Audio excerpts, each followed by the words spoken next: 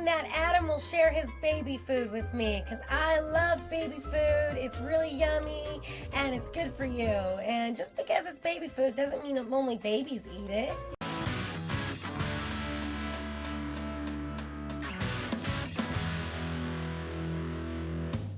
What's up, YouTube? I'm Baby Funerology, and this is my top 10 moments of Big Brother 9. Obviously, spoilers ahead, don't say I didn't warn you. And if you like this video, consider hitting that subscribe button, because I'm making a top 10 moments video for every Big Brother season. Alright, let's hop right in. Number 10. So one episode, everything seems pretty normal. People are talking strategy, and Allison's running in the backyard. Then all of a sudden, she runs to the DR panicking. And honestly, I thought she was being overdramatic at first, because this was so out of the blue. But then you can hear her struggling to breathe. So this was scary, but it also seemed weird that we didn't have any footage of it. But then, at the same time, Amanda mentions she's hypoglycemic and she would love to have some sugar. And she was on slop, barely eating, which, wow, that's a recipe for disaster. But then she's walking down the hallway and suddenly she passes out. You guys, Amanda just fainted or something. Amanda just fainted or something. And then all of a sudden she starts seizing, which, holy crap. I have never seen anything like this on Big Brother before. I mean, seriously, this felt like it was something out of Survivor. Then the nurse asks for a glass to put some juice in, but they didn't have any glasses in the house at the time because of a punishment from a food competition earlier in the week, which, yikes, that's bad timing. Then an ambulance crew comes in and takes her out through the DR on a stretcher. This is truly something else, man. I've really never seen anything like this in Big Brother before. But thankfully later, Amanda comes back in, and then even later, Allison comes back in too. But 2 people were medically evacuated simultaneously from the Big Brother house. Really crazy stuff. And it just really blew my mind, and it makes me wonder if she was the last diabetic person ever on Big Brother after this incident. Number 9. So season's twist was that for the first half of the game, they were partnered up with their quote-unquote soulmates. This twist was the worst. Seriously. It stifled gameplay and made everyone play with a partner. And you could literally lose the game because you had a crappy partner, which people did. But one day, Allison and Sheila were bonding over hating their partners and decided to come up with a lie that they thought was funny. They decided to pretend they were lesbians, so they go ahead and tell Josh. But we didn't want him. Oh my God. You didn't find it weird at all? You didn't see it? Listen, this is wrong in so many ways. First of all, I feel like this has to be offensive to any real gay people out there, which, trust me, this blows up in their faces pretty shortly after. But even on a Big Brother strategic sense, it's terrible. They paint themselves as targets because they're telling people they know each other for years, without the added bonus of actually knowing each other for years and having deep trust built. Just a terrible move all around. Which brings me to number 8. Allison and Sheila decide after 10 or so days to come clean with the lie, so they start to tell people. And at one point they tell Josh, and Josh seemingly takes it in stride and doesn't really care. But trust me, he cares. Then later, James, Chelsia, and Josh are just discussing how they're liars and they can't be trusted. But then a few more days later, Josh wins HOH, and this is when you can see all his frustrations come out. You're ugly skank for one thing, and that dress is so tired, I can't wait for everyone now. She'd be like, she's wearing that horrible thing again? That's just a starter. Then I'm going to go into the whole thing, you're the ugliest one in the house, hands down. Josh just keeps flinging personal insults, and it turns the whole house against him. That makeup on that third eye, that mole flap, everyone loves it. You're like a cyclops. And keep on putting on mascara because you look even better. I mean, you just get uglier the more makeup you put on. Josh, I can't wait for you to send me home. I can't wait either. And I understand why Josh was angry, but damn, without the justification to the other house guests of why he was mad and pointing all that frustration at just throwing random insults, he just turns the whole house against him. Number 7. So they warn the house guests, at some point soon, you're going to hear this crazy siren noise and the game is going to change dramatically. And as a part of the pairs twist, is that they get evicted in pairs. So Ryan and Allison are being evicted, but the door is locked, and then the siren goes off. Door, please. Go ahead. Oh my God. Told you. You ain't gone yet! Julie tells them, the game is changing, the pairs twist is over, which, thank God. This twist was terrible, probably the worst twist in Big Brother history. It made it feel like a completely different show. And even the house guests are hyped about it. But then Julie announces that one of Ryan or Allison is still leaving the house. So they vote live, and they vote out Allison unanimously, which just reinforces that Ryan was only being evicted because he was paired with someone that the whole house wanted out. So Ryan stays, and the worst twist of all time comes to an end. Truly an amazing moment for me, the viewer. Number 6. So during this next week, once the twist ended, actual gameplay unfolds, and alliances start to form for the first time all season. So one side starts to form, and they want to target Matt. However, Ryan, the HOH, is good friends with Matt. So a bunch of them go up to Ryan and promise safety for 2 weeks if he puts up Matt. Ryan says, yeah, I'll do it, because he's pressured by so many people. Sheila realizes she's at the bottom of that alliance, so she slowly forms her side with all the outsiders, which, after Big Brother 22, would have loved to see a Sheila in that house. But she gathers Adam, Nat, and gets them on board, and then she pitches to Ryan. There's only 2 people in this house that can protect you. Are you ready for this? Listen to me. And that's Maddie and Adam. Know that you cannot backdoor him. They're using you and they're manipulating you because you're a nice guy and freaking sick. This was the right move.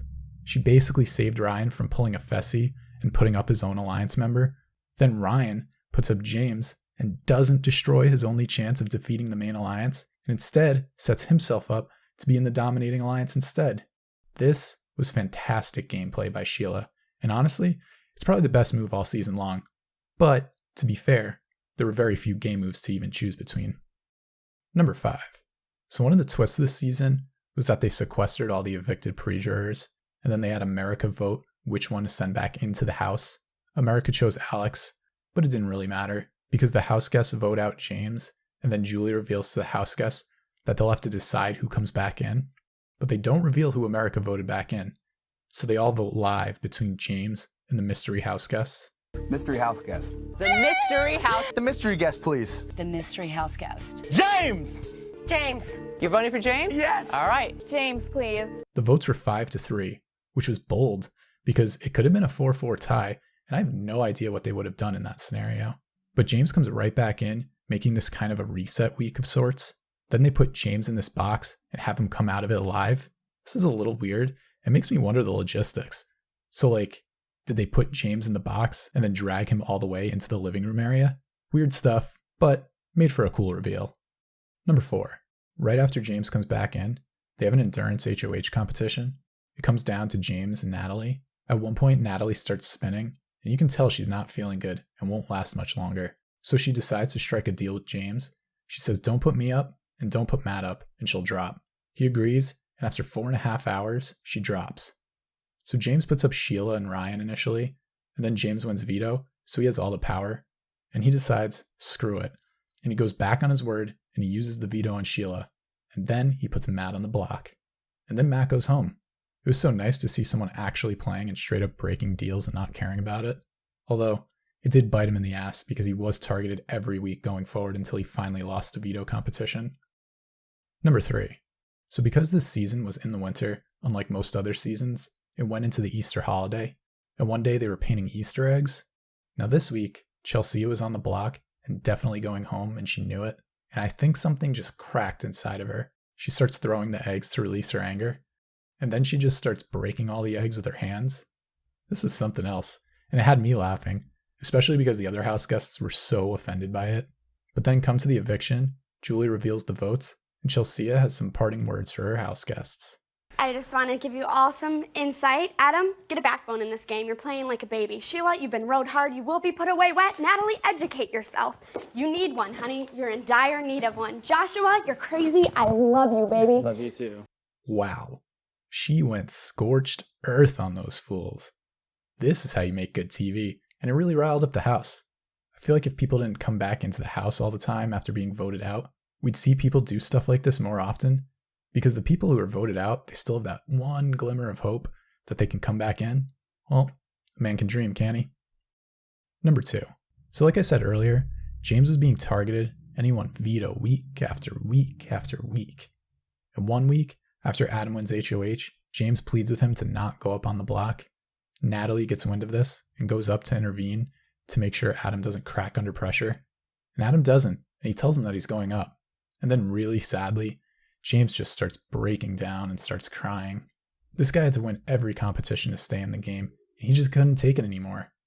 It was honestly so sad to see, but it was a big building point for him because he ended up winning America's Favorite Player, and I gotta imagine that this segment was a big reason why, considering he was voted out 2 episodes later. Number 1. So it's the final 5. Natalie was double dipping and trying to pit Ryan and Adam against Sheila and Sharon. Both sides compare notes and realize what Natalie is doing. They all decide that the plan is to backdoor Natalie and blindside her. So Adam wins veto, takes himself off the block as planned, and Nat goes up, and she's under the impression that Sharon is going home this week. So later when the vote comes along, Adam wants to make Sheila get more blood on her hands and less blood on his, so he votes out Sharon, causing a 1-1 tie. I vote to evict Sharon from Big Brother house. I vote to evict Natalie. Then Julie announces it's a tie, and that's when Natalie realized what's about to happen. And Sheila votes out Natalie. And this blindside was so satisfying to watch, until Natalie starts crying. Then I felt a little bad for loving this moment so much. But even with that, it was such a good moment filled with so much emotion. So that was my top 10 Big Brother 9 moments. I tried not to be too negative about the season because this is a top moments video, but in the end, it really was a terrible season. It's without a doubt the worst season of all the old school Big Brother seasons. The pairs twist was so bad, it made the first 3 evictions of the season almost unwatchable. I don't know what they were thinking and who signed off on this twist. I mean, you can realize how bad of a twist this was when the twist of Big Brother 10 was no twists, and even after the twist, the cast was pretty garbage all around. So many forgettable characters, let's be real. But that being said, were there any moments I should have included, or anything on the live feeds that I missed? Let me know down in the comments section below. And don't forget to subscribe because I'm making a top 10 video for every Big Brother season. Catch you guys in the next one. Peace. Mama takes care of you, Feren. I feed my Ferens before I even brush my teeth in the morning. I love the Ferens.